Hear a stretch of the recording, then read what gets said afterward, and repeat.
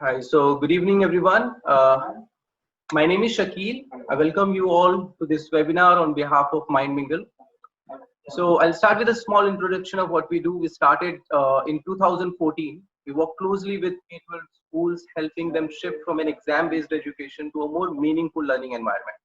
Through our workshops, conferences, and study tours, we expose educators to a very practical and innovative ideas to follow a holistic approach to teaching and learning. So some of you might be attending, of course, Zoom webinar for the first time. So upon entry, your mic is on mute and video is off. Participants cannot unmute themselves for now. So as I said, but you can probably once we start the panel discussion and once we have the question answer session, we'll give you the rights to unmute yourself.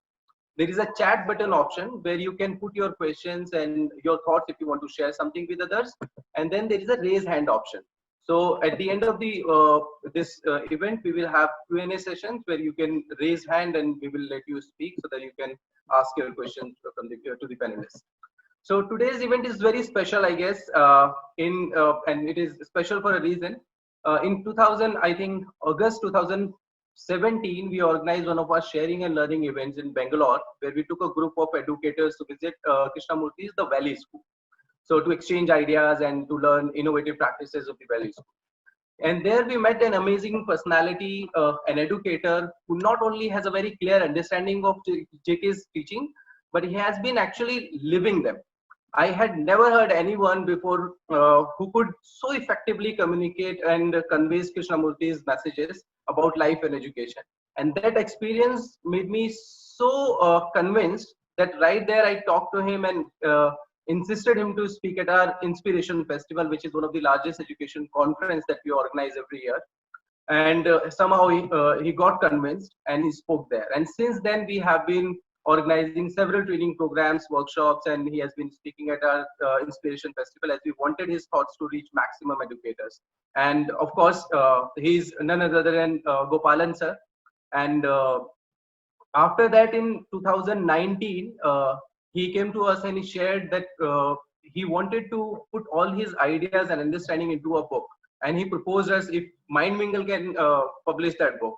And now, why I'm mentioning this, that this event is special because we don't publish books. So we are not publishers. We organize events, conferences, etc., training programs for school educators.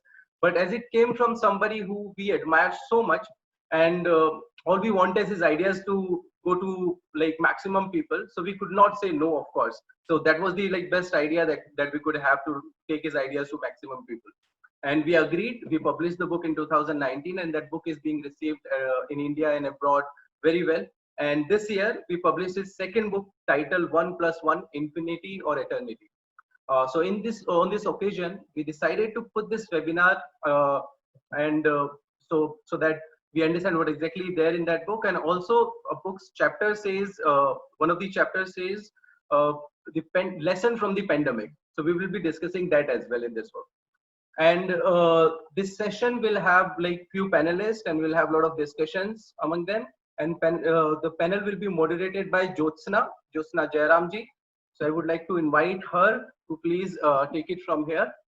Jyotsna ji, you can take it from here now. Sure. Thanks, Shakil. Thank you for having me here. Needless to say, moderating a loaded panel like this is quite intimidating, but I'm going to try and rise up to the occasion. A couple of house rules before we get right into the discussion. Panelists, forgive me, I know this is an unfair ask for a discussion like this, but try and keep time for 3 to 4 minutes when I come to you. Given the paucity of time, we may not be able to engage in discussions amongst the panelists, and so we will reserve some time at the end of the session for questions from the participants. And of course, if time doesn't permit, you will always be able to reach out to Mind Mingle if you have specific questions for either Gopalan or any of the panelists. So please be sure to note those contacts down so you can reach out to them. I'm going to turn to Gopalan now, Gopi, to the most of us, to quickly take us through what he believes forms the core of his book, 1+1, Infinity or Eternity. Now, one common sentiment that echoes across his reviewers is that this is no philosophical treatise, right? It is, in fact, a simple expression of some of his own learnings from Krishnamurthy that he shares with readers. These expressions are certainly not complex and are relatable to anyone who I believe has an open mind.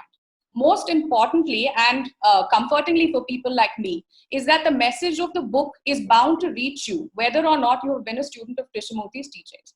So Gopi, with that, over to you. Do help us, the initiated as well as the uninitiated, to get the core and the crux of what you're trying to convey to your readers. Thank you, Jyotsna. I'll make 5 points in 5 minutes. I don't want to take more time. First of all, evidently, I'm very happy at this event. But the reason why I'm very happy to see this event is 1/3 of the panelists, 1/3 of 12, I'm sorry, 1/4, 3 out of 12 are ex-students of the Valley School. Milan Shah, one of the earliest students of the school. R.S. Narayanan is a student. He has been my student from class 4 to class 6, 3 years consecutively. And Jyotsna has been my student for 6 years from class 6 to class 12. So you can see there's a different kind of a bond. And I'm obviously very happy that these 3 students have agreed to come on the panel. They were not coerced. So I think the reason why they have come on to the panel today is that investigation, questioning and experience across all ages and all subjects was what they experienced all through their stay in the school. And the seeds of that are sprouting today. And therefore, I feel it is obviously something doable.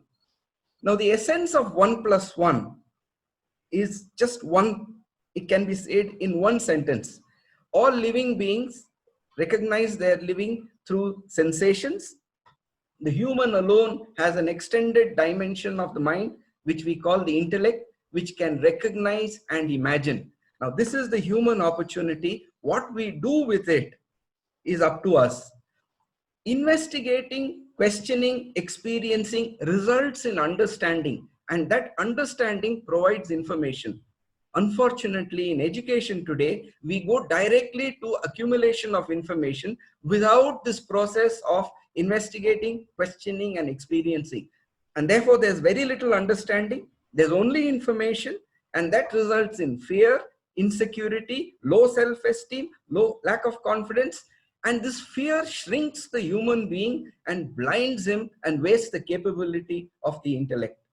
And that leads me to the next point. Is understanding a faculty of the intellect at all? Because that's how we work right through education. So intellect can recall, intellect can imagine, but recognition and imagination is not understanding. Understanding means an assimilation, and that can only happen at the level of life energy itself. Therefore, what is it that powers the intellect is the question that we need to be investigating. And this is what Krishnamurti meant when he said, begin from the other end, the end that you cannot see. So obviously, until now, we have been proceeding in the wrong direction. Now, if you want to change direction, there are 3 steps involved. First, you stop, then you turn, and then you restart. So, like it or not, the pandemic has made us stop. Ready or not, we have stopped. We've now been given a window, maybe 6 months, maybe 9 months to turn. But in which direction do we turn? And if we don't turn in the direction which is the correct one, we will be continuing this wrong direction when we reopen, as eventually we will reopen. So, how important is developing this intellect and this knowledge base in the education system?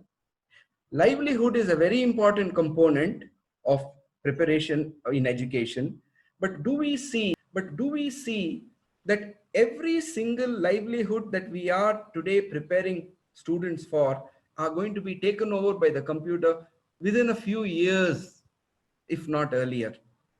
But the one thing the computer is not going to be able to take over is the inherent creativity of the human being. Only the human being is creative. And we, unfortunately, discourage creativity in understanding in every activity that we do in schools today. So can we just focus on creative understanding and remove the blocks which come in the way of this? That's all that we really need to do. If we do that, we then focus on the flowering of the human being. That isn't that the goal of education? For every human being to flower. Now, in that flowering, is there a comparison between two human beings, or each one is a unique persona which has to flower the way it is meant to flower? Organically, naturally, without compulsion, without stress, without pressure. Can education recognize this? Obviously, then education must be holistic. It has to be individualized and allow every human being to open up at the pace that is appropriate for that human being and allow him to flower into the human being that he is meant to be. One size does not fit all. This to me is the lesson of the pandemic. It's also the opportunity that this pandemic has provided us. If we use this opportunity, we would have a far better education system. If we don't, we'll wait for the next pandemic. Thank you, Jyotsna. Please take on. Thanks, Gopi. Sounds lovely in theory, but incredibly scary in practice. And I'd love to hear from the panelists on how they think about taking on this challenge, if I may call it that. So with that, I'm going to open up the panel discussion with Jayaram. Jayaram, fondly known as Jazz, is the secretary of the Bangalore Education Center, KFI, and the former principal of the Valley School. He is a member of the governing body of the Krishnamurti Foundation India and also happens to be my father. Jazz, thank you for being here today. One of the reviewers of the book observed that what Gopalan has endeavored to do is to present an alternate vision of education, which is more joyful and meaningful. Alternate forms of education, ways of learning is quite the talk of town today, with everyone grappling with managing education during a pandemic. Now, you've been associated with Krishnamurti schools for nearly 30 years. What are your thoughts on this so-called interruption or disruption that has become a huge concern for educators, parents, and students alike, particularly in the context of the alternate vision of education that Gopi has alluded to in his book? Thank you, Jyotsna, and namaste to everyone. The moment one hears this word alternate or alternative, it creates a certain discomfort within. Because usually the word alternative comes in when the original or the fundamental isn't working. So when we say alternative at this point in time, it is with the assumption that whatever we were doing so far is the original, and I would like to question that. So with all humility, if I would avoid that word called alternate or alternative for the time being, and then express my thoughts, I think I'll be a little more comfortable doing that. I would like to do three things in the 4 or 5 minutes that you've given me, Joe. Look at what is, look at what are the observations and what has been the reason for doing what we are doing today, and then raise certain questions that are pertinent for all of us. Definitely not give a prescription.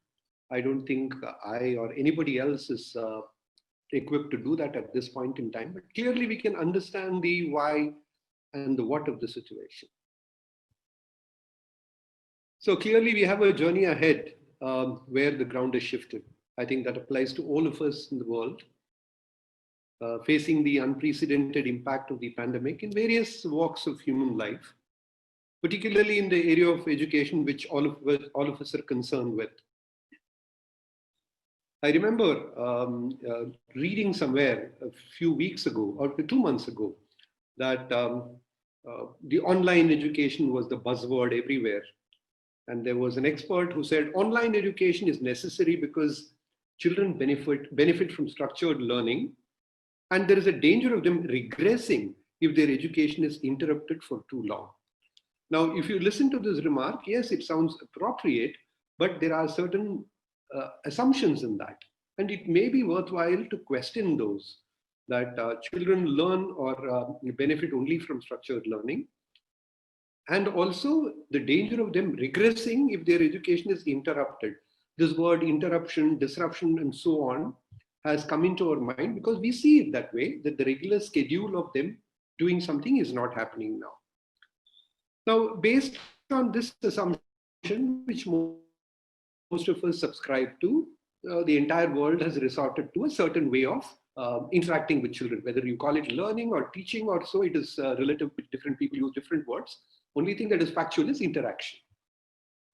Various strategies, techniques, methods, so many things have been put in place, and to ensure that students are able to get inputs from teachers and resource people, right? And glitches, setbacks, they are all addressed very quickly, right? Emotional stress on the children or connectivity problems, accessibility to device. So many things are being talked about and so many things are very quickly addressed to.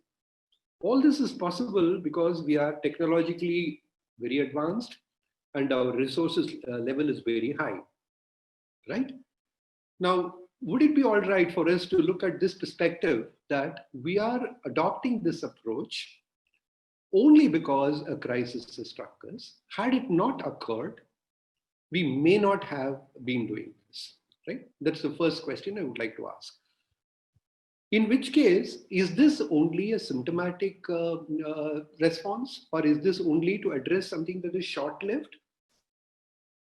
Or is it something that has anyway provided some lessons, what Gopi has talked about in his book, where the whole world has been brought on his knees, and he mentioned a few minutes ago about stop, turn back and see, turn and see which direction to go.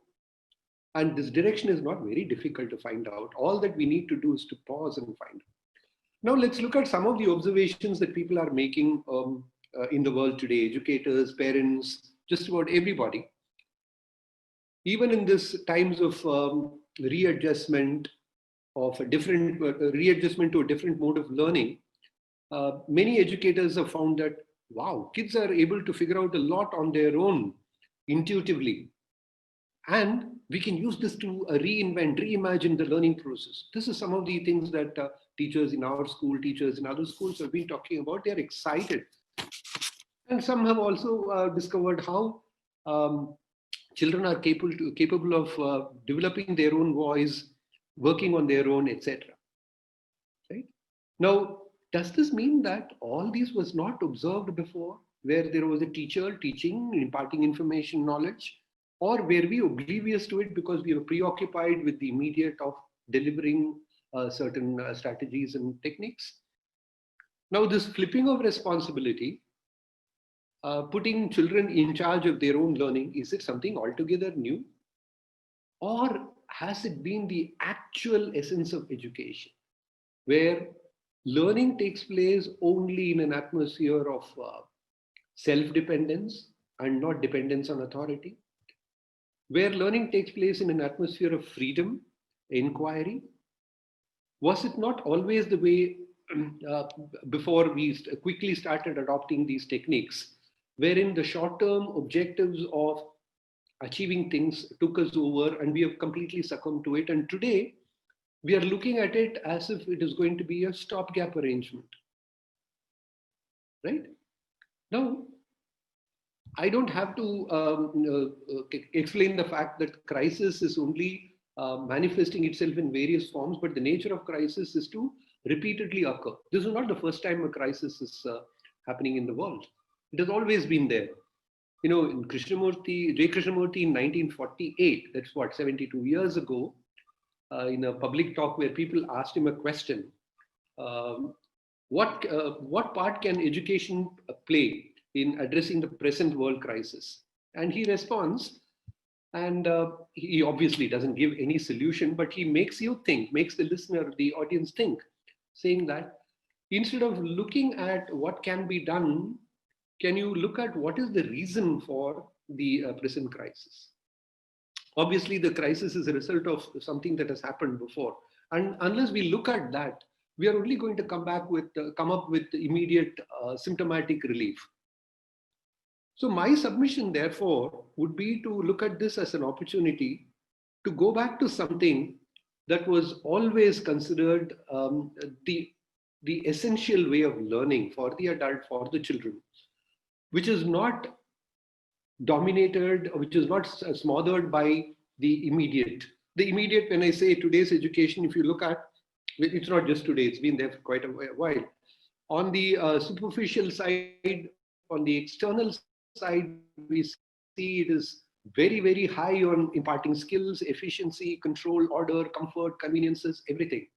Would you disagree if would you disagree if I also shared the fact that hierarchy, competition, comparison, aggression, dependence on authority, all that is rampant? And we only look at one part of education which says, oh, we are technologically advanced, we are scientifically advanced. No technology, no science has ever helped in meeting a crisis completely. We can only meet things selectively, partially, and which is what I'm saying now. Forgive me if I sound pessimistic, as much as I see the need for adopting all that we are doing now across the country and across the world, adopting technology, adopting innovative approaches. To my mind, these are only a flash in the pan, which is only useful for the immediate. It cannot continue. It cannot be the solution for deeper things. For all you know, there could be a crisis 10 years, 20 years down the line when there is a virus that strikes not the people, but all the technological gadgets. What do you do then? Right? You're paralyzed. Then what will you come up with? So instead of looking at the symptoms, is it possible to go back to the roots is my submission. And my last suggestion there, not that it is anything new, it's like a reminder for all those who are in education. Depending on the external has been the biggest illusion that all of us have been subjected to. Oh, I wish the government did it. I wish the school did it. I wish the parents understood. I mean, for too long, we have been playing this hide and seek game. Instead, if this inquiry, this conviction, this permeating what you have understood starts with me, you, the individual, then I think the outcome is obvious. It has to have its own effect somewhere. And that's where I think the effort of some of the schools is definitely felt all over the world. But they are far and few. So my submission would be for us to look at the root being, can we stop exploiting? Can we stop looking everything in the world as a resource? Can we stop teaching in class 1 level? Look, that tree is very nice. It gives you fruits. It gives you timber. This is how we start. And the same analogy is used for just about everything that you see in the world, whether it's an organism or whether it's a commodity. The world is not full of commodities. So can we as educators individually not get smothered by the challenges and the demands of the external and start inquiring? Thank you. Thank you. Way to go with time. As the first panelist, you already exceeded, but I'll let it slide. I think a lot of us don't actually have answers to the questions that you're asking, and you probably don't as well. But what seems to be evident is that a knee-jerk reaction, which seems to be what is happening now, is really not beneficial, and in that sense could actually be counterproductive. Thank you for sharing your thoughts. I'm now going to move to Dr. Prasad Rao, and sir, if you can please unmute yourself. Dr. Prasad Rao is an educationist from Telangana. Dr. Rao is the founder and chairman of the Paramita Schools and practices deeply engaging, meaningful, holistic and comprehensive education. Dr. Rao, in your review of Gopalan's book, you have mentioned that what we have done with education in the past 7 decades is a matter of serious concern. And I think that everyone here would concur. But what I gather from Gopalan's thoughts and his book is that there is a need for deep reflection, reconditioning, and a lot of unlearning to go back to one of Krishnamurti's fundamental teachings, which is the flowering of the human being that Gopalan referred to. In this context, I wanted to ask you that as the head of a large educational institution with over thousands of students, how do you foresee educators taking on this rather daunting challenge, particularly with when an immense amount of trust is reposed in the institutions and the educators with respect to a child's life? And there are tons of expectations that come with it, right, from society and parents as well. So I wanted to understand how you believe that, this is a challenge that educational institutions can take on. Good evening, everyone. Thank you, Jyotsna. Thank you, Gopalan and Jayaram and all the panelists and the people who are attending the webinar today. First, I would like to thank Gopalan for trusting me to review the book. And those 8 days which I reviewed, I think were one of the best days I have spent during the 3 months of lockdown. It was very educating to me for the self. Really, a lot of intakes were there. So far as that question is concerned, I think I mentioned that in the last 70 decades, we interfered with education. We interfered with learning. We did not allow the learning to happen the way it should have really happened. There are reasons for that. Unfortunately, we looked at the kids as commodity. Schools looked at the kids as commodity. Absolutely, that is something very, very pernicious, very harmful. The kid is not allowed to flower, to express, to experience. When Gopalan said, you put experience over effort, whereas the schools in our country have put stress on effort, conveniently forgetting experiencing. So when you take experiencing out of education and you put a lot of effect on effort, then what happens is discernible to every educationist. So I have seen, even I have felt and experienced and seen, kids not able to, come out with what they feel from inside. They never come out. They are not made to come out. They're not given that rope, that freedom to express and experience. And that has actually stopped them from experimenting, from being creative. Creativity cannot come unleashing unless and until the person or the student is allowed access to one's own faculties.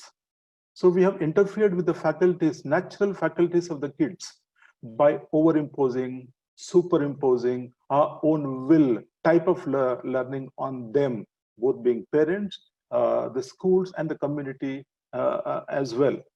I have always felt that every child is gifted in one way or the other, in one discipline or the other. But the discipline is not being allowed to flower. The child is not able to spend his time, good time, to flower in the discipline. Let you forget about cross disciplines.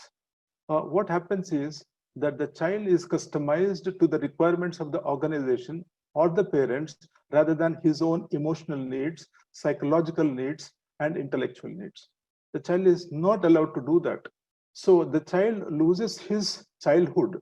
The child loses his learning, whereas learning happens, knowledge is taken in, but whereas the starting from the other end never takes place in the children. There are certain islands of excellence. There are like Krishnamurti Foundation schools and some more schools in the country, but they are very minuscule in number.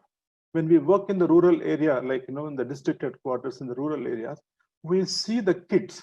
I have felt and seen the kid coming from a rural area, a small village, is nowhere inferior to any child coming from any part of the world. But we were not able to gauge that, see that, and then reach out to the kid the way he should be reached out to. So that is a tragedy that's happening. So the premise that we educators have developed over the decades is that these kids do not know anything. These kids are ignorant of certain things, and these kids need to be taught and taught and taught and taught. That is the premise on which our schools are functioning today. But I see when 35 kids or 30 kids are there in the school, there are 30 laboratories up there. Each child can function in his own way. Each child is different. We cannot club them as far as their intelligences are. They can grow at their own speed, at their own understanding level. But the scope of understanding is far limited to a child in a classroom setting or a school setting or a community setting or a domestic setting. That is the tragedy a child is going through today. And secondly, the voice of the child is not being allowed to be heard in a context. If the child's voice is not being, inner voice is not being allowed to be heard, if the child is not allowed to risk a failure and to move forward, the child is stopped in his elements. And that is not the right way of education. The child has to take courage to experiment, to innovate, to be creative. And it is okay to make a mistake. It is okay to make a mistake, that the child should have such a feeling. He should be allowed to have that sort of a courage, that sort of a freedom to make an error and to learn something out of that. So these things are almost absent in our system today. Schools are trying to learn. But as I said, the commodification of education has resulted in all these things, these consequences. But most importantly, when I read this book and reviewed, so that experiencing over effort, and when you are experiencing, you are trying to understand.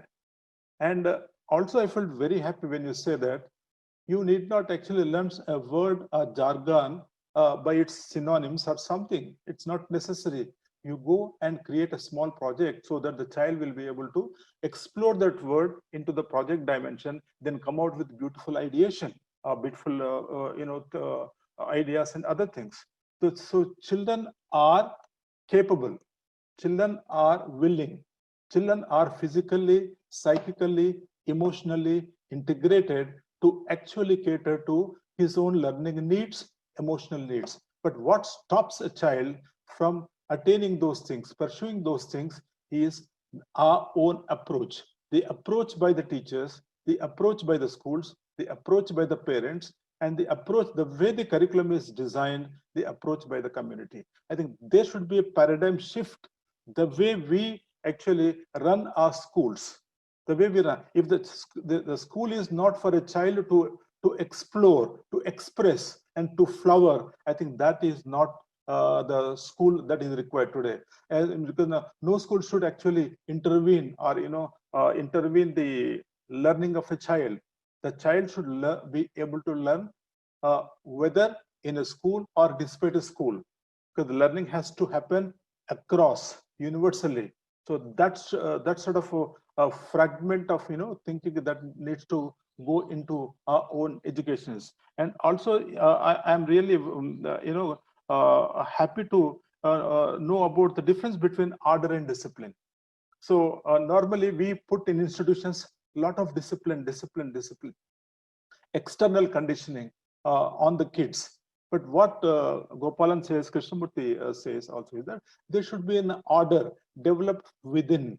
Within the child should be able to have an order should be able to have an order, and that order of thinking, that order of practice, that order of feeling, all those things will lead a kid or an adult to some sort of destination. That's very important thing. So order over discipline is what is required to be actually taken care of in the institutions. And the next point is memory works to a certain extent. You have to make use of the instrument of memory in a school context to a certain extent, but to not an extent that is prevalent today in our schools. So that should actually and factually change. And the next point is, if we can make our kids, make an attempt, involve totally, involve holistically, heuristically in the process of what they are learning, I think that will give them the best exhilarating experience in a given situation. And also, it is also said that knowledge is life. Knowledge is life. The way we acquire our knowledge and the way we live our life, it is said, learning, living, knowledge. And I have seen in this book, without calling spiritual, there is a spiritual dimension everywhere across. When you think of yourself, when you say self, me, mine, when you actually, if that is not given that importance that we are giving it today across the world, Western world, Eastern world, everywhere, when you do that, probably then we actually enjoy the process. That becomes a bliss.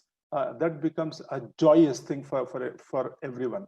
So even the child needs to be made to think of his own existence, of his own ideas, of his own creativity, of his own innovation. The child should never ever have to fear about these things. So I feel, before I conclude, I feel there's a lot of spiritual dimension in this particular book. But with regard to COVID, my only appeal to everyone is, do not rebel against the current position. Just make peace with it, be part of it, enroll into it, understand it, experience it, move forward with with a lot of positivism. Thank you so much.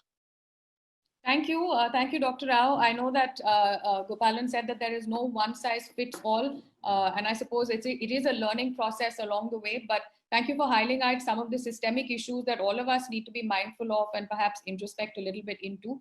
And when you were speaking about the manner of learning, it takes me back to Gopalan teaching me geography. So he taught us geography in middle school. And the way he taught us was for us to sit in a boat, traversing through mangroves for many hours and draw out the entire the Kaveri basin as well as those mangroves. So it did seem arduous at that point, but it makes complete sense to me at this point of time in my life. So thank you very much. Very quickly, I'd like to take a short break from the representatives of educational institutions and move to Dr. Rajaram Kudli next. Dr. Kudli is an MTech, a PhD from IIT, a tech educator, a big data analyst, and a former parent of the Valley School. He also volunteers at the study center at the KFI Bangalore. Dr. Kudli, in my practice, I often deal with companies that have cutting edge technologies and products whose capabilities are undoubtedly fascinating. The value of data, particularly big data, is always on the rise. And it seems like everyone, including the government now, wants a piece of the pie. Interestingly, and perhaps as a response to the pandemic itself, data and big data has become even more relevant, with the regulations themselves mandating, for instance, online education. And one of the most talked about benefits of this form of education is its reach and the fact that it is not limited to geographic boundaries. So I wanted to understand what your thoughts are on the use of technology and data in this process of pausing or stopping, as Gopalan said, and reorienting the way that we have understood education thus far. Do you believe that there are any challenges in continuing to experience Krishnamurti's teachings in this mode of learning? Because to my mind, it is just a mode. Dr. Kudli, I don't know if you've unmuted yourself yet, but if you could please do that, and thank you. Yeah, I have unmuted. Hope you can hear me. Yes, we can hear you. Thank you. Hear me? Yeah. Okay. So your question is, if I understood and if I can paraphrase that, is Krishnamurti still relevant, or in this online mode of education, which seems to be inevitable in the current situation, right? So yes. I would, So first of all, I would just keep reference to the book which has brought us together, and to me. It was like getting back in touch with Krishnamurti, though we believe, he's always there in our consciousness. Our own work takes us away quite often, and then unless one is in inquiry in everything one is doing, and in spite of one believing that one is always inquiring and watching, amazing are the ways in which the technology related work and education will take us away from observing, So it's interesting that you're talking of technology and particularly data analytics. So I would quickly like to share, this experience, which is very much rooted in my, association with the study center. And I took a break. I have been all along, a teacher of technology, particularly, the data sciences, data analytics, and the so-called the intelligent systems, machine learning, and so on, all my life, with 10 years of exploring all these technologies in one of the IITs. So when I took a break from my, I would say earning career, I was more regular to the study center, and the understanding that started opening up, actually led to facilitating a learning center for the adult kids, the so-called overwhelming a lot of so-called unemployable graduates coming out of various Indian universities and so on.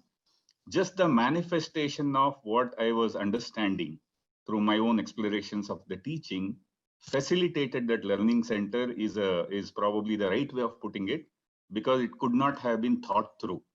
So it has been running, and of course it has gone slow in last couple of years. Started about 8 years ago, and Gopalan and the study center are aware of that. In fact, Gopalan had given very creative inputs to carry it forward. I would just say that this whole, teachings of Krishnamurti and the explorations into the teachings, into the education, in the light of what he has pointed out, is very, very real. It is not just philosophical and esoteric. So just being with that, being in inquiry, does open up that field of creativity from which, things happen which is incomparable, unanalyzable from a conventional intellect-driven, the rule-based hierarchical system of education. So I would say in that learning center, the adult kids in hopeless conditions, driven out of schools and colleges with a certificate which does not really carry the value it promises, and virtually driven away from homes and societies, virtually disowned by homes and societies because they're good for nothing. They are unable to find their jobs. They started coming into this learning center, and with this unconditional environment, without comparison, without authority, just allowing them to take their time and let them discover, their own little ways of understanding, learning without any time limit, actually provided an opportunity for all of them to eventually learn what is today considered as very high tech, which is data analysis and developing predictive models and so on. Till date, somewhere between 300, 400 of such so-called unemployable kids who could not speak English have actually learned, got employed, have actually enabled many startups and gone on to, work for MNCs. So there is something, this is what I would, see as the more important, aspect of the potential of looking at education differently from the other shore. That's where a lot of things which Gopalan has pointed out is really, touching the core of what is it we are doing with the children through this education system. And in more than way, this pandemic that happened right in the middle of this coming out of this book, the reviewing of this book and publishing of the book, to me has provided the evidence of the the implications of all that this the mainstream education has been driving. Today, that whole intellect-based educated lot seem to be at the end of their wits as to what to do with the economy, with the education, with the way we are used to living our lives, from entertainment to working. So this has provided that evidence as to what is the implication of all the things Krishnamurti has been saying for probably now it's about 100 years since he started speaking, right? The havoc the intellect would create is something which he has said very strongly. So in that background, in this the living right in the middle of this pandemic and the living evidence of all those implications, there is more reason to go deeper into the pointers Krishnamurti has provided, which Gopalan has brought about in his book. Look at everything from the other shore, and the solution is right here, wherever we are. And the field of creativity is accessible to everybody. And that probably can provide us a way of not just getting over this pandemic, really finding the so-called alternative, which is actually, I would say, more natural and original. I hope it answered your question in some way. Right. Yes. Thank you. I think what I would like to perhaps draw from that is that some people do have resistance to this advent of technology. And of course, it could be harmful, it could be misused, it could be counterproductive, but there's also great benefit in using it in the right way. And like that is my takeaway from what you have shared. Thank you very much. I'd like to now next hear from Dr. Shailesh Shirali. Dr. Shirali is the former principal of Rishi Valley School, and he's present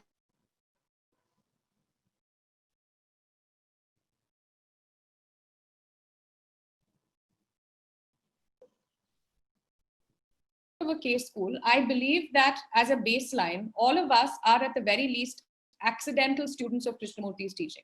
And I use accidental in a very positive context and simply mean that I am part of those students who have imbibed Krishnamurti's teachings as a way of life, sometimes being completely unaware or recognizing that these are teachings captured either in his book or his talks or other writing. Of course, there are others who keenly study his teachings as well. Now, once I graduated, I faced, and I often continue to face, several questions on this way of life. That is my education. some of the simple tools that we have almost naturally adopted, that is to reflect, introspect, not compete perhaps in the conventional way that competition is understood, have often been questioned as utopian or unrealistic, simply because it doesn't seem to align with the fast-paced, rigid world that we are in today. So how would you respond to claims that a way of life that has imbibed his teachings, case teachings, is untouchable to some? In addition, I wanted to understand whether you think that this natural manner of imbibing Krishnamurti's teachings that I referred to exists or continues to exist with the same strength today. And is it any different in residential schools?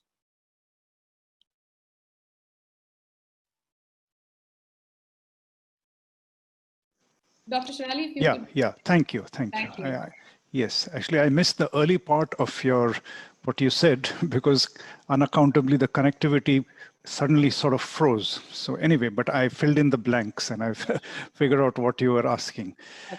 Well, let me just say this. Try to be brief.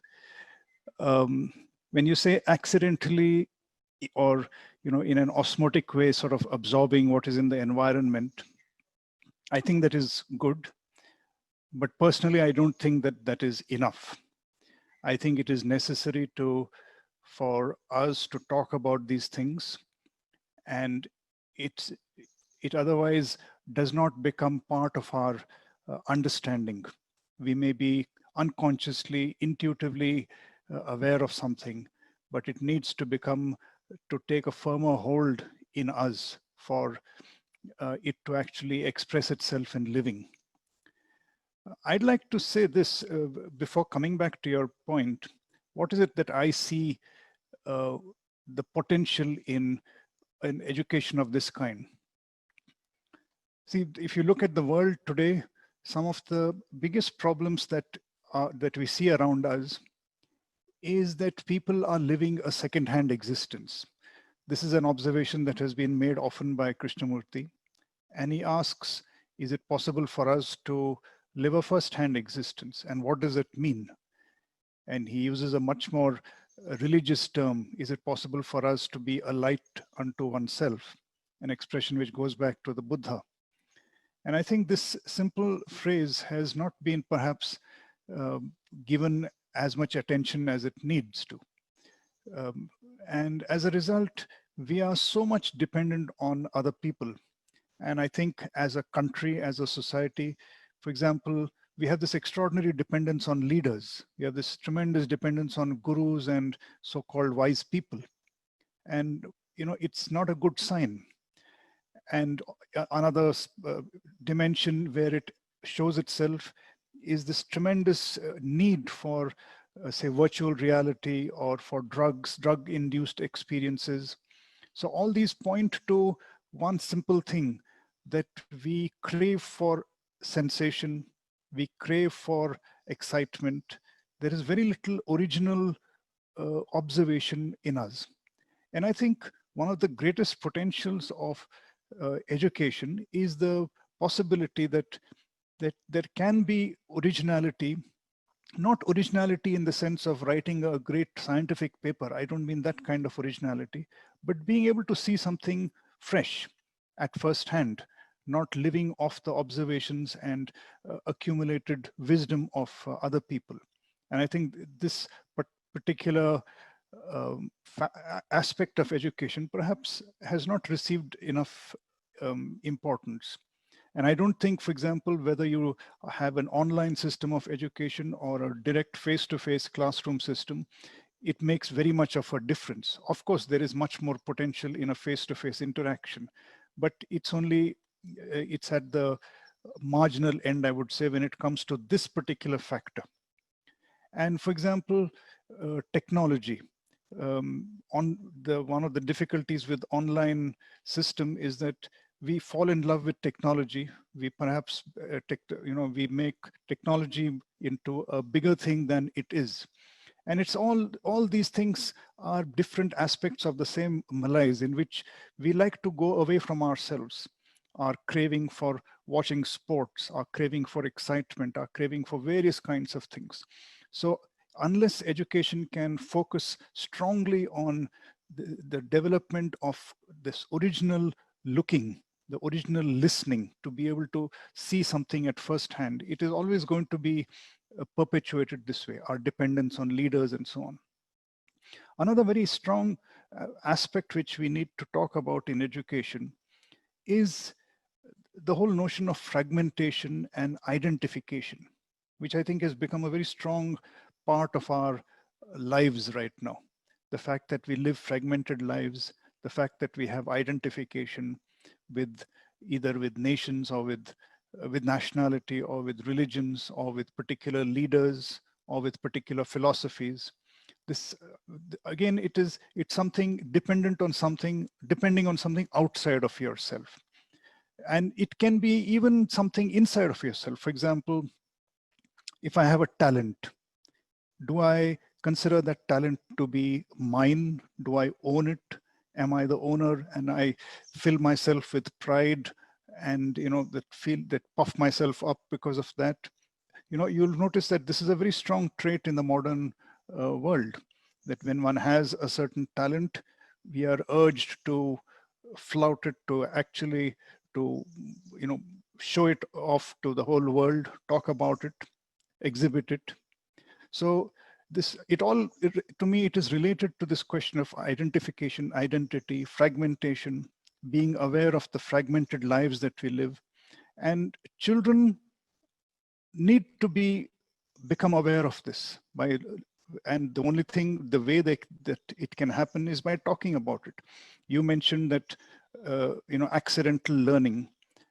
I would say that though accidental learning is important, it is also very important to talk about these things, because they don't, otherwise one may not become aware of this thing at all.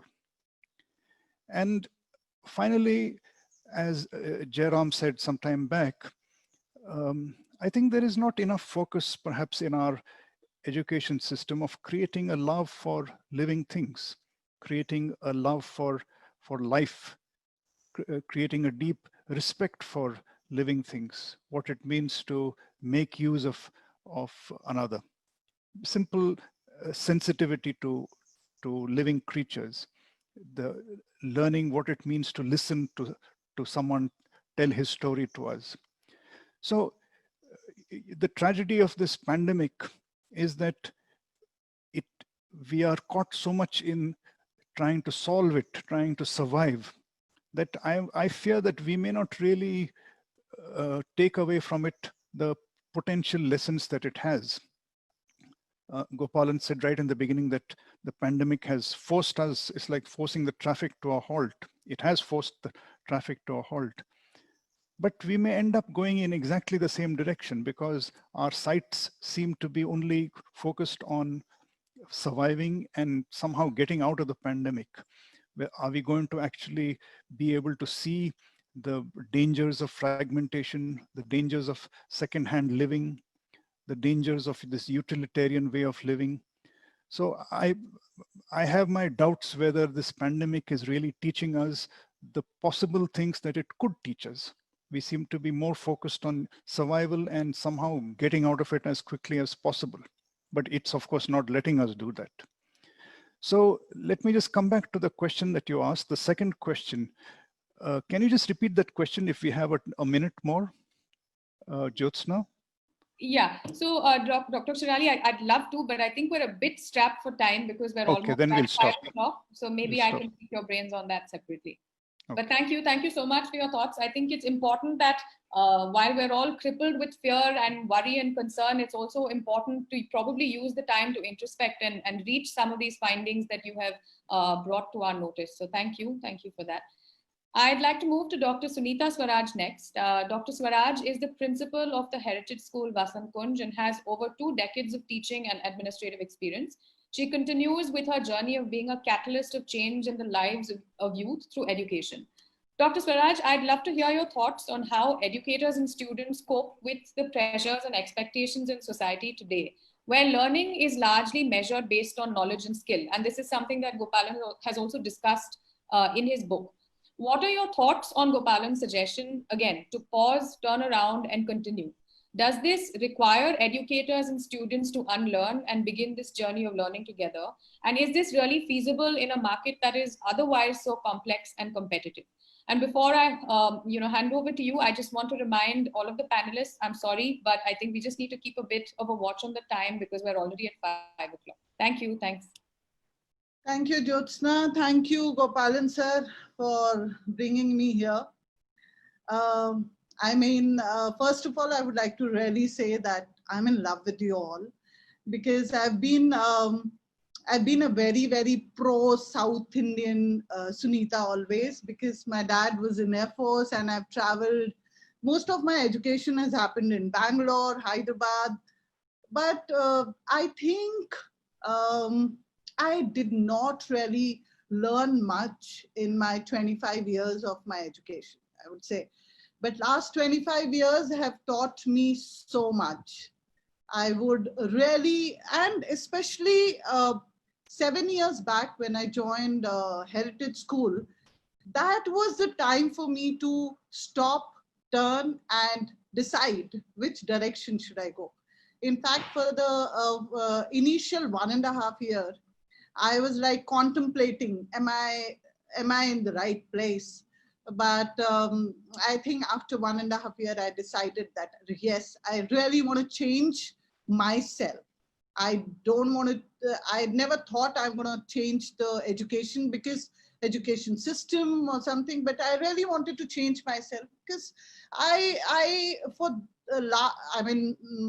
for 18 years before joining Heritage, and prior to that, 25 years in the education system, I personally believed that there were too many masks on my face that had come over. So I had to just pull them off and bin it. So I tried, to think about it. And for last 4 years, I think I've been what I was as Sunita when I was a little kid, climbed the tree, and whatever I learned during my childhood was actually all thanks to my father. He was posted in all those areas in Air Force where there were no plush schools, and I've studied in Kendriya Vidyalaya and 40 children in a class. But the best part was that some of my very good time I've spent in South India. Today, I would say, Jyotsna, that children are absolutely confused. Right now, very much confused. And but in school also, it's not that easy for them. They are equally confused when they are sitting in the classroom, and virtually it's hell for them. But then we all are looking out and figuring out those apps that we can really bring into their lives for them to, and above all, I've seen a lot of schools saying video on rakhna, nahi to fir absent lag jayega school mein. So at this point in time, it is a struggle, but what I believe that there's a lot that these children can learn on themselves, by themselves. But what we need to really look at is self-directed learners. We need to look at a lot of collaborative work. In fact, when we switched to virtual learning, teachers were saying, will we do, in our school, we have the children sit in crews. So the first question, the moment we were moving to virtual learning was, will we continue collaborative work? I said, of course, we need to. So, and the moment we got into it, they were like, it will be so difficult. It is so difficult in the classroom to have that collaborative model, because when we started it, I remember बच्चों के table में सुबह crew में रखे होते थे, and by the end of the day they would always want to sit individually. And so it took me 3 years to get them back to work in collaboration. So there are a lot of things that we are able to achieve, but the best thing that I am being able to achieve during this pandemic and virtual learning is that the student-led programs. In fact, you know, we've just had our student council, we've completed it online, and these children did A to Z. Everything was done by the children. So that was a big achievement for you. Jyotsna, I can go on and on. I understand that. And I have tons and tons of stories in my, एक वो दादी के पास पोटली होती थी ना, तो उसमें छोटा छोटा story डाल के. And this book was, the best thing that I loved about this book was, सीधा तो पकड़ा है ना, हाँ, ऐसे. The book was the little anecdotes, the stories. I think I could relate the best to them. So I'm a storyteller, and I can learn the best through stories. So thank you, Gopalan sir. Thank you so much. I hope I answered your question, Jyotsna. Yes, you did. Thank you. And I also actually enjoyed these little anecdotes. I must admit, I haven't finished reading the whole thing, but Gopalan said, if you're reading, at least read these, right? And the misconception that sometimes some of us have is that this is very theoretical. It's not. So if you actually start reading it, it's so much more relatable. So thank you. Thanks, Dr. Swaraj. So I'd like to next move to Richa. Richa is the headmistress of the Valley School KFI.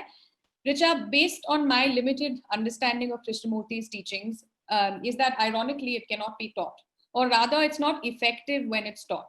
And like Gopalan pointed out, there is no one size fits all.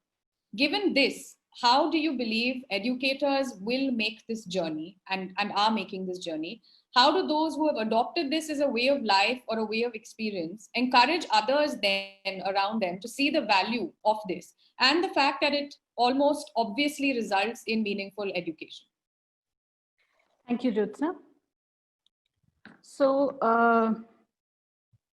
I think if one were to look at the relationship between the educator and the children, the students one is interacting with, I don't think there is a difference. One may have more information than the other, but one is not very different from the ones one teaches or one claims to impart information. I feel as long as we have questions alive in ourselves, we are passionate about what we are doing, and we are grappling with understanding, trying to make sense of Krishnamurti in our own lives, there is no need for us to teach anything to the other. When one uses the word teaching, one assumes that the other doesn't know. And I would like to refrain from making an assumption of that kind, because even when we interact with the older kids and when we have discussions, they may not know the information that the teacher comes armed with, but their perceptions, their insights, the way they interact and engage with the text is no less complex, is no less meaningful, sometimes even more than the teacher. So I would feel very uncomfortable saying that one needs to teach something to the other. For example, when I came into the Valley, I knew intuitively that what I did not want for my daughter. I didn't have an idea of what kind of education I was looking for, but I had a very, very clear understanding of what I did not want. And in my conversation with Jayaram 12 years ago, we spoke about this, and I quoted from one of the English poets, and I said that I would like education to be something which strikes a balance between law and impulse. And when asked to explain what that meant, I would like to take this analogy from nature and say that there is a certain order to, say, the seasons, right? After spring, you will have the summer and the autumn and the winter. So there is a certain order, there's a certain law, there's a certain natural law which is operating outside. But how many flowers are going to bloom is not dependent upon anybody else but the person who plants those seeds. So education for me is about this balance between who you are, what is the information that you are exposed to, how you assimilate it, how you use it, and how are you going to make sense of your own life in the context of all that you learn. If I were to go back to my educational life, all the schooling and the college and all of that, I think that each one of us was a unique person, and we were recognized as unique people who came from a specific socioeconomic background with specific stories of our families, relationships, and the rest. And the only thing that we had to learn when we went to school was algebra, right? Math or subjects. But that's not the case today. That is, unfortunately, we may say that each child is unique, but in our own very subtle, covert ways, we are also attempting to make sure that everybody lands on the same spectrum, right? On the same continuum. There may be certain differences, but we would like our children to be alike in a way. So if only we were to give up on that, if only we paid attention to what Gopalan has been, saying in not only in this book, but in the previous one as well, that not one size fits all. And we ought to have courage in ourselves to take decisions which work for us. So when a child says that I don't want to study, exploring that is important rather than denigrating it or pushing it aside and saying, okay, he doesn't want to study, he's distracted, he doesn't want to work hard. Probably that's the case, but probably not. So having mutual respect for the other, affection, not having single stories of each other, whether children or teachers, I think that's the way to go. And I just feel that this pandemic may have given us a chance to talk about education, but these questions have been alive even before the pandemic and will stay after this pandemic is behind us. Thank you. Thanks, Richa. Thank you. I think that the one thing that I gather from what you're saying is that there seems to be some amount of co-learning that needs to take place, because like you can teach anybody, and along with the students, the educators are also walking this journey. So that to me is quite interesting. And of course, the focus on individualized learning, which takes me, I think, sets the stage up very well for me to go to Sunita, Sunita Mahesh, who's the junior school coordinator at the Valley School. Sunita, I'm sure that it's no easy task to play the role that you do in a child's life, given that the early years in school are almost often referred to as the formative years.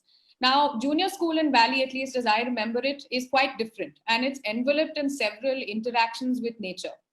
Gopalan in his book speaks about individualized education, and I would think that this perhaps needs to start at the junior school level itself. Now, if you do agree, do you feel that the pressure of the high school phase and this benchmarking that Richa also was alluding to cascades down to the junior school level, the junior school program? And that makes it a bit hard to focus on what we have been trying to understand is the core of education, which is the flowering of the human being. And just to add to that, the Gopi's book also refers to a pyramid, right? That talks about the holistic sequence of priorities. And at the very foundation, there is security, which is feeling safe. Now, I think that is intrinsic to a child's growth and stays with us through the rest of our life. One, ensure that, I don't know whether we can ensure, but how does one try and endeavor that this is preserved despite these challenges?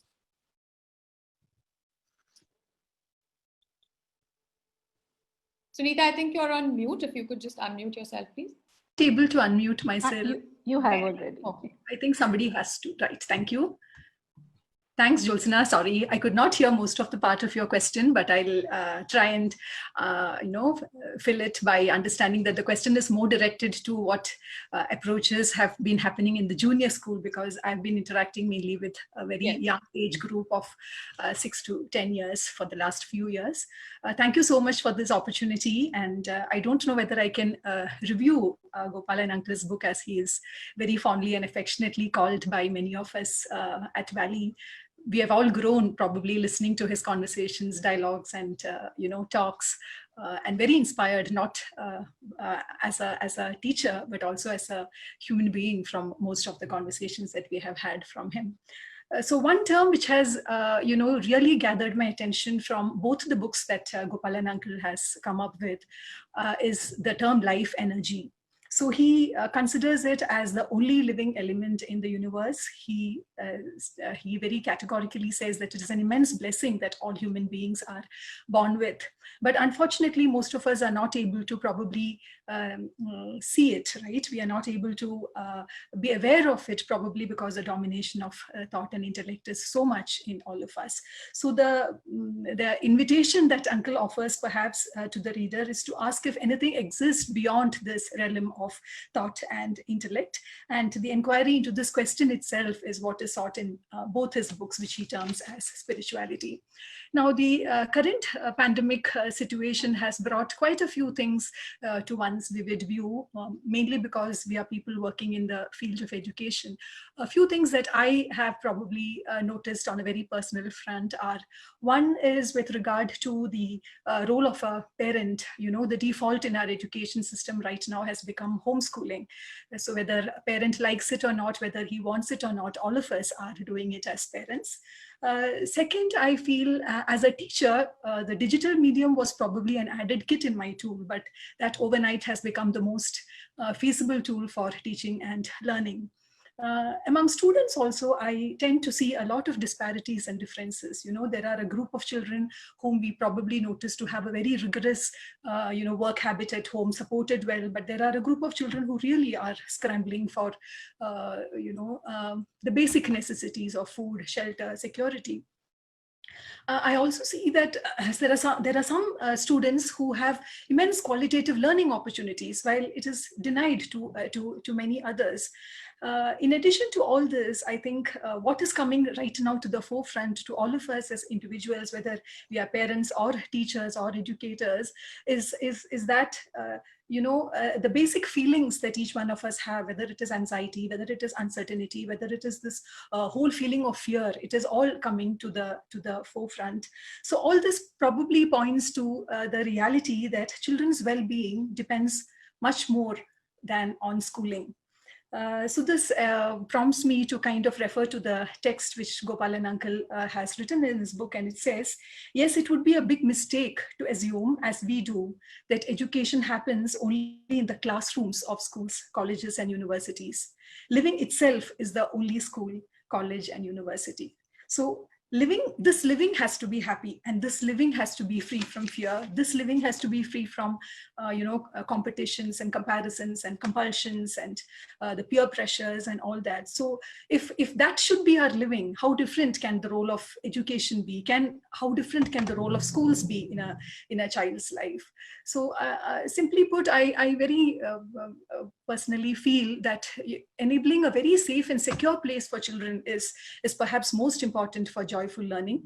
And once a child feels safe physically and psychologically, I think the creativity just blooms. It just comes, very naturally, and they'll be able to explore and follow their heart. Having engaged mostly with small children, I feel this unstructured free play time is something which is very, very important, which enables the children to kind of explore new ideas. And mostly it has been noticed that children who are playful are more empathetic. They understand others' feelings, and things like that. So what I would like to conclude is by saying that there is so much to life and living than just running a school efficiently, than just having exams, or than just rushing towards some vague goals. One had ample opportunities even during this current pandemic to feel so helpless. At many points of time, you were just frozen, you were just stopped and paused. But we just had to pretend that we were, more confident, ready to face situations.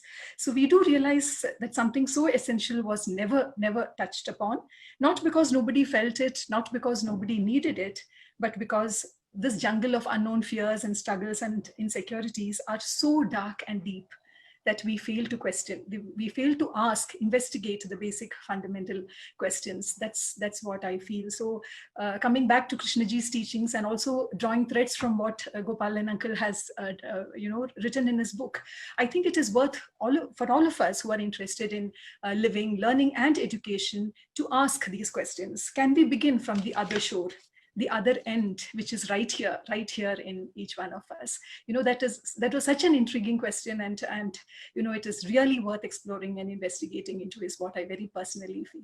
Thank you, Uncle, so much for this wonderful read, and thank you all so very much for listening.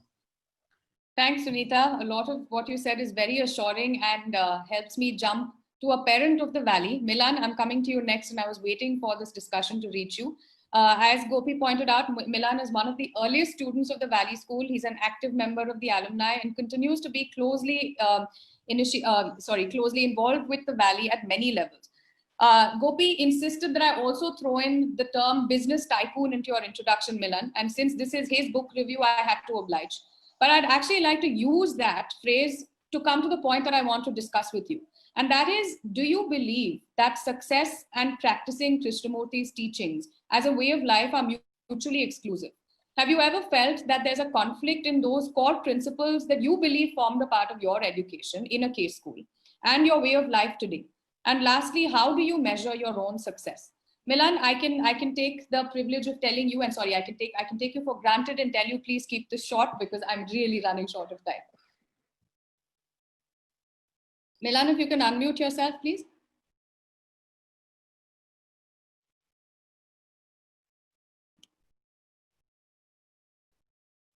Shakil, you'll have to unmute him. He can't. I have already. Okay. So first of all, I am honored to be on the same panel as Dr. Shailesh, Shirali and Gopalan uncle. Both have been my teachers and they've given me wings. Very early on in the Valley School, I think I'm happy to have grown up in an era where we did not have the internet, the TV, and so on, the computers and all that, where life was a lot more slower. Krishnaji was still alive. And very early on in one of our classes, we had classes known as culture classes. There was a question: how do you measure success? And one of my former teachers counter questioned me, how do you measure happiness? So the lessons that I have got at the Valley, in today's world, you have barometers and benchmarks for success, for there are improvements in so many sectors such as life expectancy, etc. But is there any benchmark? Is there any barometer, individual benchmarks for happiness, for contentment, for joy? And I think these lessons have stayed with me all through my life. They've helped me in my journey post my K school and life afterwards. And I think my teachers prepared me to take life as the real school. And I'm proud to say that Gopalan uncle continues to be my teacher even today, 30 odd years after I left Valley School. This is the answer to your question if you want it short. If you give me a few more minutes, I'd just like to dwell on something that is, I consider it important. I'm always happy to hear you, Milan, but we have a hard stop at 5:25, but do go ahead and try and make it as crisp as possible. Thank you. Okay. So Gopalan uncle's book and Krishnaji's teachings, one thing is very clear, that most of the human beings operate from fear, and fear is what has created a lot of mess around us. I am certain that at a certain point in time, the direction that education had was right. Ancient India talks of a lot of gurukulas and a particular way of education. What then happened that we had to stop and turn in the wrong direction? I think the answer lies, and I might be wrong, if you see the world population, it has taken 200,000 years to reach 1 billion people. And in the ensuing 200 years, we are 7.8 billion people, which means 7.8 billion minds. Can you imagine fear emanating from a mind, or fear emanating from minds when the world was 1 billion, and fear emanating from 8 billion minds? So I think the lesson that the pandemic has taught is to stop and take a 180-degree turn into what we were doing right, what our ancestors were doing right. It has always been there. Thank you, Joe. Thanks, Milan. Please don't begrudge me for coming down hard on you. No. Yeah, but no, I think very simply going back to your roots has always been valuable, and perhaps something that we should think about even in the context of education.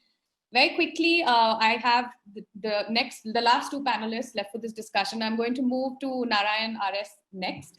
Narayanan is known to most of us as Anand, and if you don't mind, I'd like to refer to you like that for the rest of the discussion.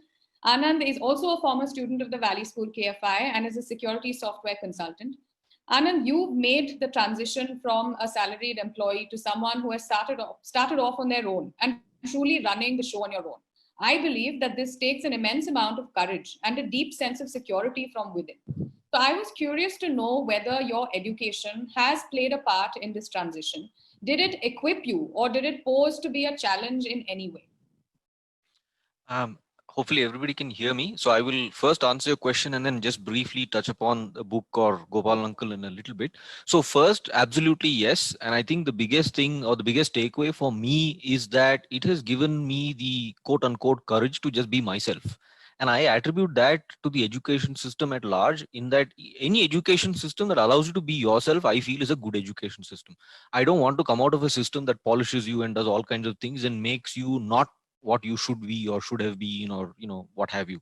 So in that sense, definitely yes. And I think that's a very quick answer to your question. And I just want to sort of, if that's okay, I just want to sort of briefly, I mean, lots of people have given lots of valuable aspects of this whole thing. I just want to put a few points that sort of connect multiple views across this whole discussion. And one is sort of going back to, this whole, I would like to use the word commodification of education. In a sense, I think modern society, we have become very transactional. Everything is give, which means take, and we don't have a non-give and take aspect, and everything has become tinted with this whole approach of, oh, it's education, and it means I have to pass out a student or what have you, and so on and so forth. And I think this, I don't know if it's society that's imposed it here or vice versa, whatever, but this has tainted every one of our interactions. And one of the points that was mentioned was data analytics, and even there, if you look, it's not for the love of data. It has become transactional in the sense that, oh, we go there, we mine it, and then, oh, you know what, we can commoditize it and do something else with it. So the end all has become very commodity driven, and we have also started to, in a sense, systematize the whole thing. If I can educate one student, I add a few zeros, and then it becomes 100,000 students. I have a system, I have a benchmark, I have a measure, I have an exam, I have a syllabus, blah blah blah blah blah, and then we come to scale. And I think we have destroyed the very nature of creativity by trying to impose scale on it. And I think to a lot of us, it's probably clear that you can't. I mean, they are opposite ends of the spectrum, or they're not even continuous, if you will. But we have made some sort of a hodgepodge of it, in that we try to, shove it into some sort of a, box where we can grapple with it and label it. And in the process of labeling it, we have actually taken away what it's supposed to be, because by labeling it, we have attached a property to it. Whether you call it this or that, it doesn't matter. But I think that's what, we should be striving not to do. And I sort of take that as a lesson from, Krishnamurti's philosophies and, my whole experience in school, and of course, Gopal Uncle's wisdom, and many of the other teachers who I can see on the panel there, wisdom at various stages of life. And I wish it was easier. Unfortunately, like, I'm still in the, I'm asking questions, I don't have answers stage. But more than anything else, rather than go from 1 + 1 to infinity, or I'm trying to go to 0. And I think that's one big thing that we all have to learn, is how to forget. And even your greatest technologies don't know how to forget. That's another story.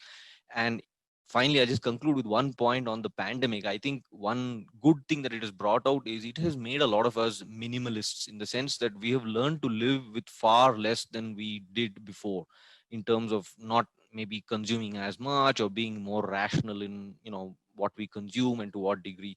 So I sort of take that as a positive, and I hope many of us can, draw the dotted line and, sort of eventually reach the point of turning around and saying, hey, you know what, I've been going the wrong way and I have to, sort of rebalance my life. I'll leave it at that. Thanks, Anand. I think yes, that's why I said when Gopalan uncle made his points about the book that it sounds beautiful, but it's a tall ask, and unlearning seems to be the most difficult of them all. So yes, I do hope that we start that journey at the very least, if not come to a conclusion soon. Thank you.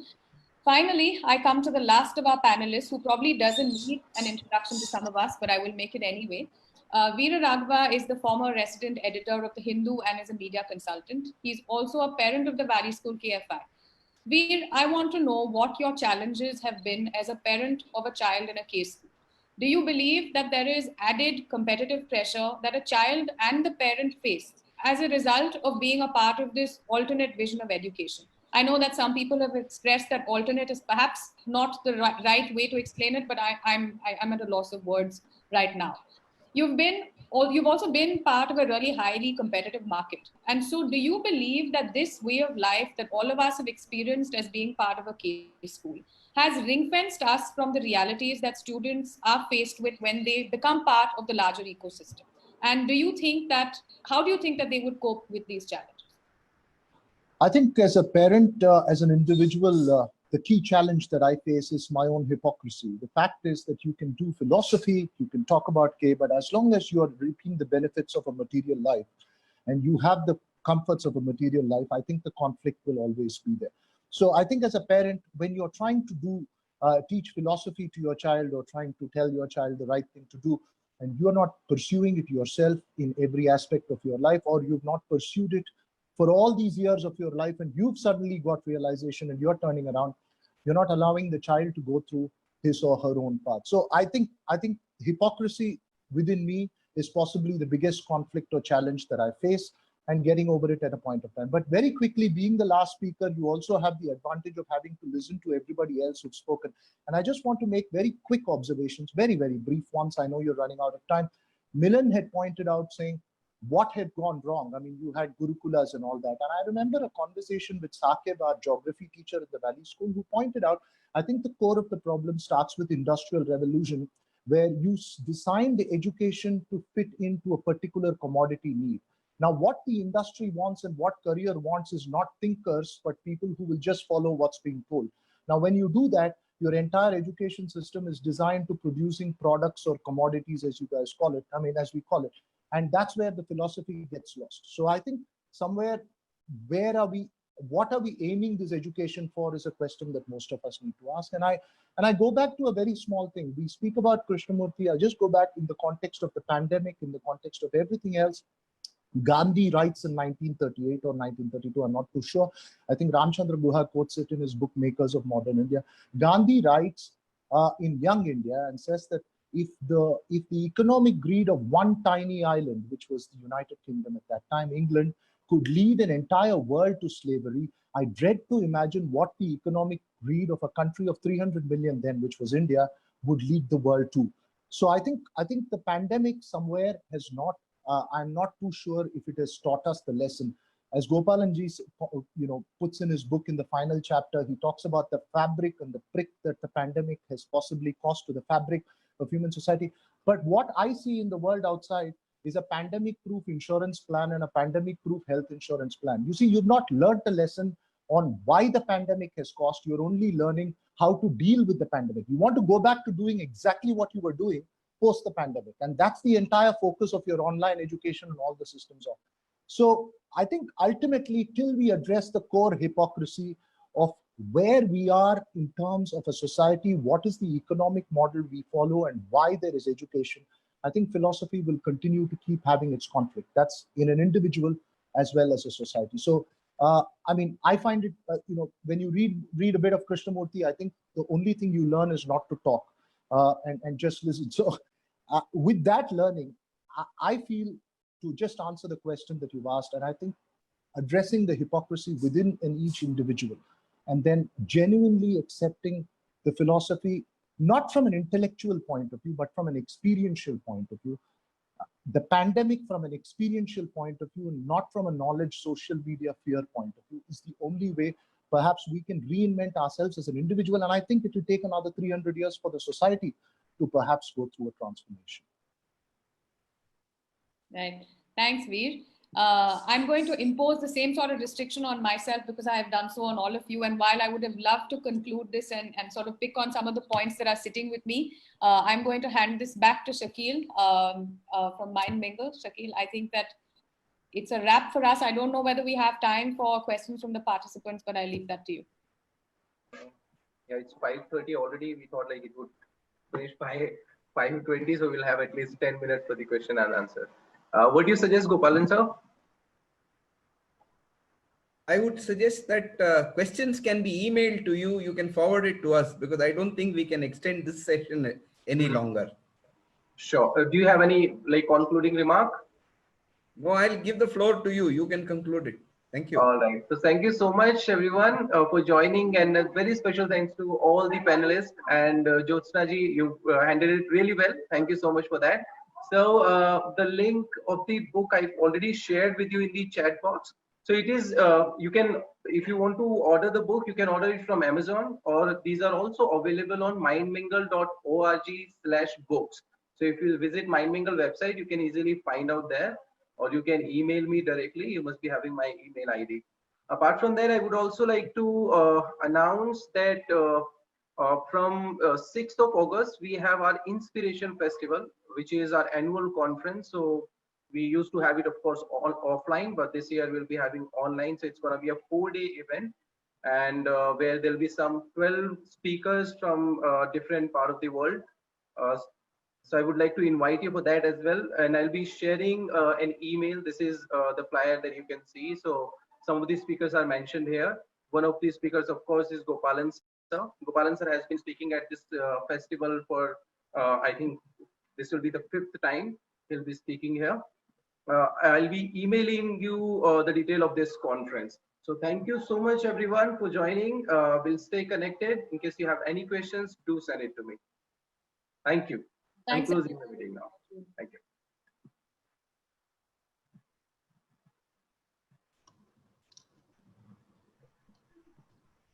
Thank you all.